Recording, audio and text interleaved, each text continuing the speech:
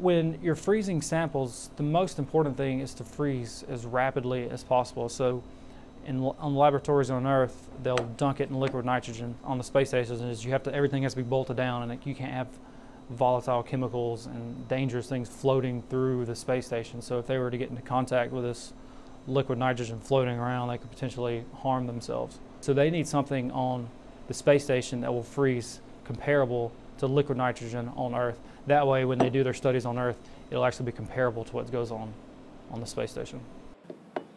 We're one of the largest payload developers in the history of the space station. We're responsible for millions of dollars of science that goes in and out of our coolers. So it's fun to work on, but it's also a pretty big responsibility to make sure that the science community is able to live up to their expectations.